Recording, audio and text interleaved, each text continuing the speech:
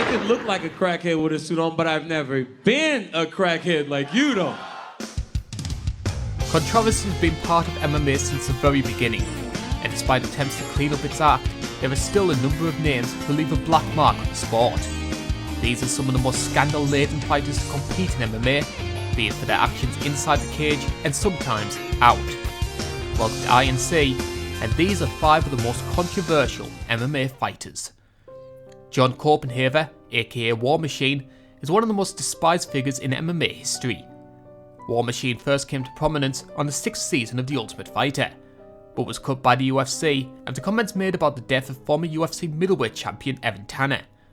Over the next 8 years, War Machine served multiple prison sentences for a string of battery and assault charges, his last victim being adult film star and former girlfriend Christy Mack. Pictures taken just after EMTs arrive show Christy still wrapped in the dog blanket, suffering from shattered eye sockets, missing teeth, and one lingering question. Could any of this have been prevented? Despite his checkered history, War Machine was still signed by Bellator, and after winning his first 2 fights, took on Ron Kessler at Bellator 104, losing by first round submission in one of the most satisfying losses in MMA history. That is in a technical submission win, spotted by Dan Mergliotta, and the upset win complete for Ron Kessler. In 2017, War Machine was convicted on 29 felony counts, including kidnapping, sexual assault, and the attempted murder of Mack and associate Corey Thomas. He was sentenced to life in prison and will not be considered for parole for another 35 years. John Jones has never been a stranger to the hot seat. Jones' first run-in with the law came in 2012, when he was arrested by New York police for driving under the influence and pleading guilty to multiple DUI charges. Binghamton police received reports of a car crashed into the corner of Grand Boulevard and Helen Street around 5 a.m. Saturday morning.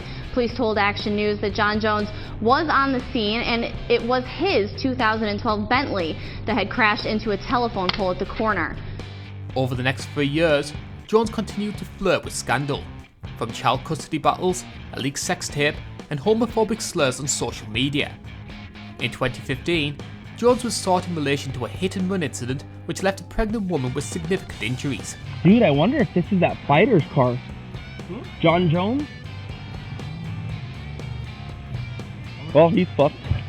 After turning himself in, Jones was sentenced to 18 months probation and stripped of his UFC light heavyweight title. Since returning to the sport, Jones has seen his career tainted by steroid abuse, failing an out-of-competition drug test in 2016, and again after his win over Daniel Cormier at UFC 214. Adding eye pokes, pre-match fights, and pay-per-view cancellations, it's safe to say Jones won't be changing his ways anytime soon. Few female fighters have been more controversial than Fallon Fox. Born Boyd Burton, Fox underwent gender realignment surgery in 2006, and after years of campaigning, was granted a license to compete in MMA by the Florida State Athletic Commission. Fox delivering the knees, and that's it! Fallon Fox! Holy cow! The decision to license Fox soon came under scrutiny, with medical experts believing her bone structure gave her an unfair power advantage over her opponents, and with Ronda Rousey and UFC commentator Joe Rogan both emerging as vocal critics. This transgender has knocked 3 women brutally unconscious in cage fights that did not know that she used to be a man. And she's stopping them like inside of 30 seconds. Okay, I've watched the fight. That is not the way a woman moves, that's the way a man moves. After dominating her first 3 opponents, Fox took on 1-0 Ashley Evans Smith at Championship Fighting Alliance.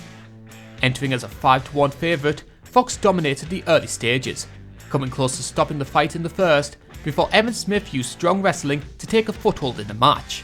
The succession of takedowns soon took their toll on Fox, allowing Evan Smith to gain mount and finish her Y-chromosomed opponent late in the 3rd round. Ashley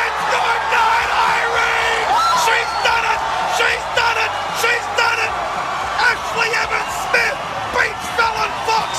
Fox has been derailed. Miami goes into ecstasy.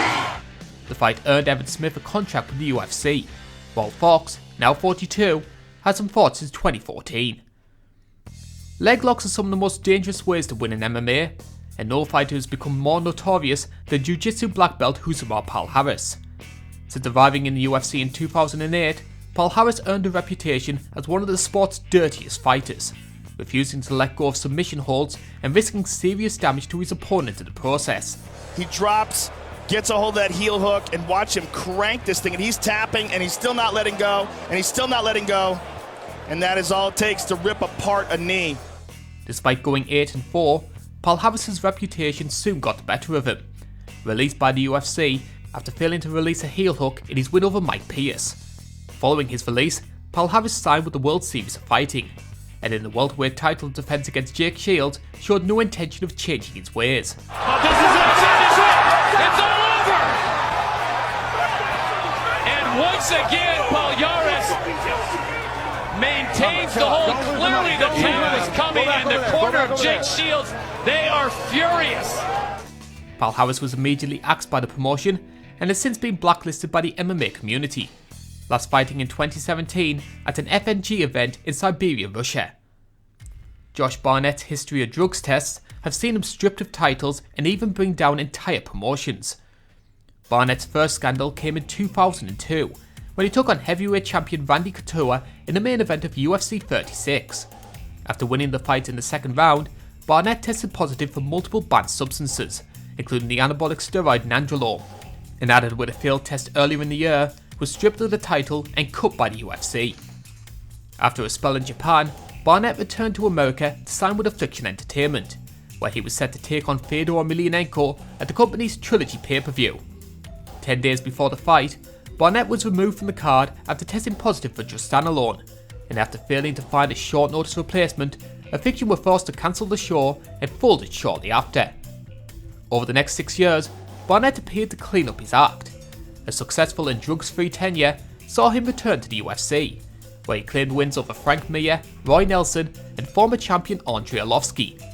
In December 2016, Barnett failed a record 4th test for the muscle waste drug Ostarine, and although cleared of any wrongdoing, sees his tenure with the UFC hanging by a thread.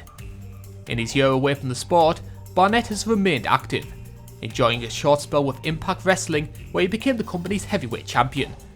MMA fighters in pro wrestling, he'll never catch on. And now time for a few dishonourable mentions.